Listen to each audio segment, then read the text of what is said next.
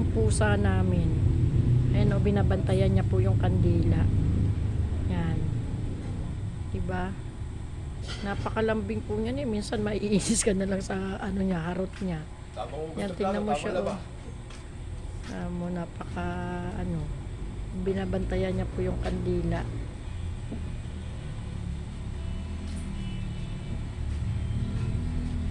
Buti pa ang Mingming oh. Nasabi ko wag iiwanan hanggat tinatatagpos yung kandila eh. Amo parang nakakaintindi siya. Babantay po siya ng kandila.